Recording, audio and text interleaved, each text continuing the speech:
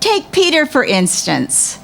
Let's put him in a hoodie and blue jeans and give him a New York accent. This is Pete's story. Oh, wow, an audience. I get to tell my story. I'm Peter. So there I was. There we all were in the upper room. Let me just say this.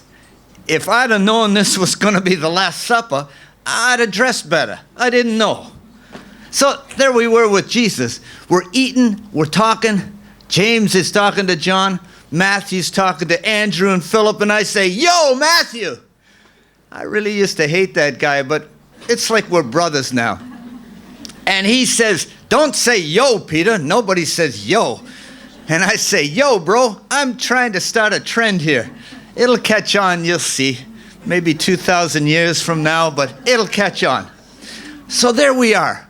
I'm looking around, and there's Jesus. And, well, I'm a sensitive guy. And I start welling up. And I say, "Jesus, I love you. I love you. I love you, Jesus." And he looks at me and he says, "I love you too, Peter, but you'll deny me 3 times before the rooster crows." What? Hello? Here I am. I'm telling him how much I love him, and he talks to me about some rooster crowing. It kind of hurt my heart. I didn't understand. But anyway, the party's winding down, and Jesus, he takes off his cloak and he gets a towel and basin. We all realize what he wants to do. He wants to wash our feet. The king wants to wash our feet. We start talking to each other. He's the king. He can't wash our feet. Who's going to tell him? Me. Hello. I always do. Foot in the mouth, Peter. So there I am. I'm looking at him. He's the king. He can't wash our feet. That would be like asking the prime minister over for dinner and then taking him to McDonald's. You just don't do it. So I look at him and I say, "Jesus, you can't wash my feet." And he looks at me and says, "Well then, Peter, you can have nothing to do with me." And I'm like, ooh, ouch. And I'm like, "Well, wait a minute. Do whatever you need to do with me. Wash my feet, wash my hair, wash behind my ears if you want." And he goes, "No, Peter, just your feet will be fine."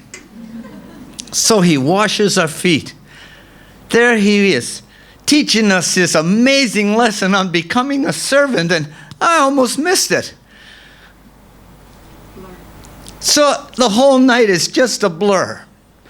1 minute, he's washing our feet. The next, we're in this garden, and Jesus is praying off by himself. Well, I fell asleep.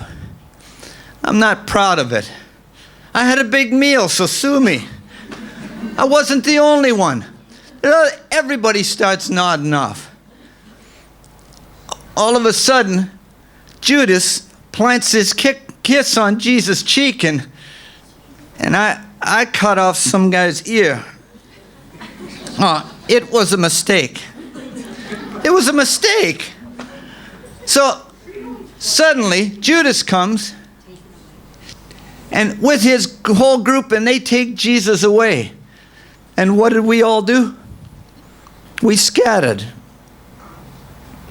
Anyway, a little bit later, I was at this campfire alone.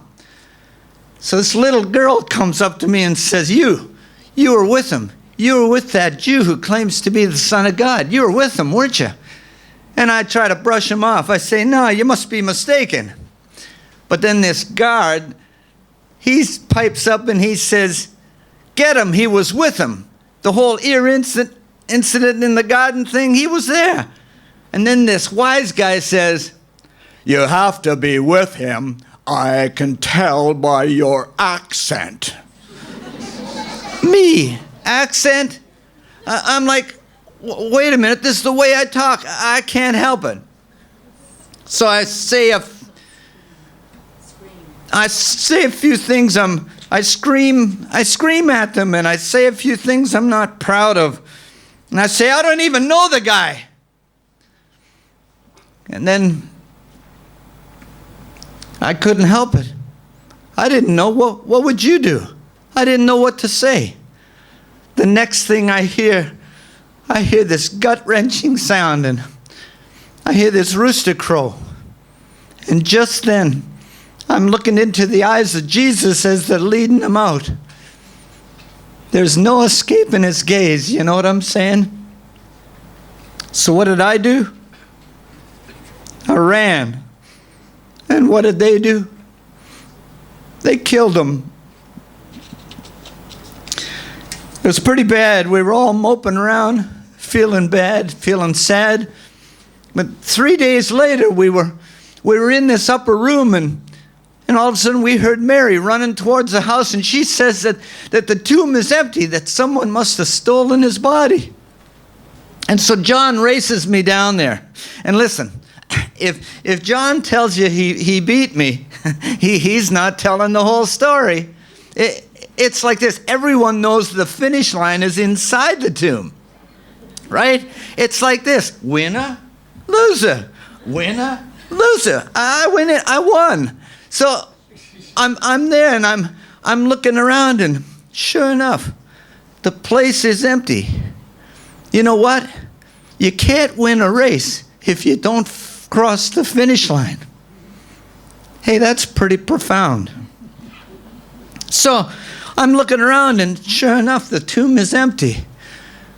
But I'll tell you, later that day, Mary, she said that she saw the Lord alive. But we just thought that she was all broken up because of his death, and we just thought she was kind of Hallucinating. Yeah, seeing things. So that's the way it was, and I'll tell you what though, days later, we're all out fishing, not catching nothing. There's this guy standing on the shore, and he says, "Cast your net on the other side of the boat." Cast our net on the other side of the boat. Sure, why didn't I think of that? I mean, there's no fish on this side of the boat. There must be fish on the other side of the boat. So we do. We caught so many fish that John said it must be Jesus. John, he has this way with words. He should write a book, really. So I'm so excited, I can't wait for the boat to get to shore. So I jump out of the boat and swim to where Jesus is cooking breakfast for him. I mean, it's him. It's him.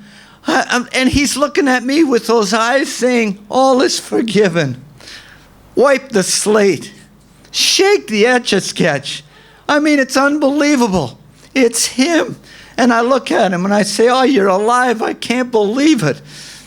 And Jesus, he really has this way with words.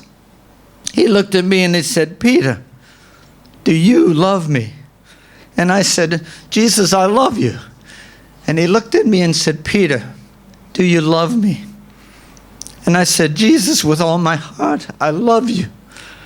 And he looked at me again and said, Peter, do you love me? And I got to be honest with you guys. This time it kind of hurt. Here I am telling him how much I love him, and he kept on asking me. And I said, Jesus, mere words can't describe the love I have for you. And he looked at me and he smiled and he said, Peter, feed my sheep. I didn't even know the guy had livestock.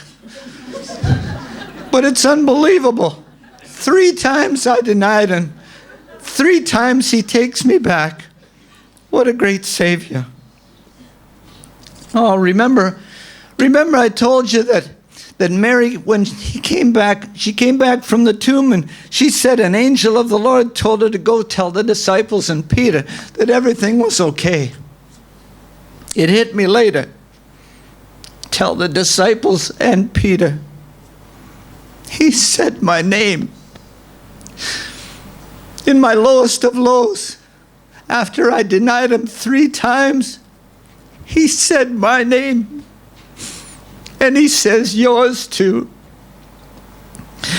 No matter what you're going through, no matter where you've been, no matter what you've done, he says yours too. Look what I did to him, and look what he did for me.